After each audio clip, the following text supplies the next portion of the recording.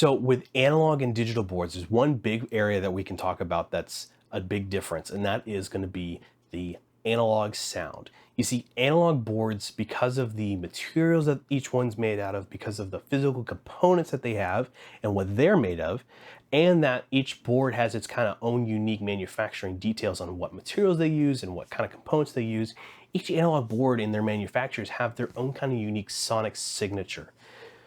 Get into the digital world, that is a thing, but to a certain extent. And the reason is because digital boards don't have near as many of these components, if you will, compared to an analog board. So things are the same when it comes to an analog and digital board up into the preamp. After that, it's completely different because a digital board has a converter right after the preamp. An analog board never has a converter. So analog boards, the signal goes through the preamp and then onto the next physical real component that it needs to use to mix that system. Go to a digital board, however, and right after that preamp, you're going straight to a converter. And that converter takes that analog signal, turns it into ones and zeros. And depending on how good of a converter it is, usually what's driving the cost of a sound console, you may or may not have as good of a sound compared to an analog board. So on an analog board, we can actually do this thing where we drive or overdrive the signal in through the preamp and actually oversaturate it. That saturation can kind of create like a bit of a distortion effect that can be a desirable one depending on what you need. Now, in the digital world, this is less of the case of something that you may be able to do, because when you start to push the preamp, you also start pushing that signal into the limits of your converter. If your converter can't handle that hot signal of that preamp being oversaturated, it can't pick up all the nuances of it, and it does what we call clipping. Clipping is where we're basically topping out at the max of what our converter can handle. And on lower end digital boards, that limit's pretty low. On higher end boards, and we're talking like the $100,000 boards, you know, the ones that are costing a house, those are the ones that can handle that no problem. In fact, they have systems devoted to just doing that effect to help bring that analog vibe to the digital board. Okay, so what does this mean then at the end of the day? Well, all it means is this. If you're working with an analog console, you're gonna get to work with that cool analog sound and the vibes that come with it.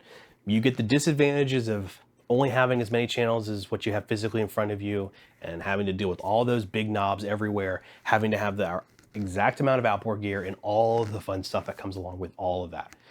If you're working in the digital realm, like we are here, you don't get as much fun with terms of the vibiness of things with the coloration and saturation of a really cool analog console.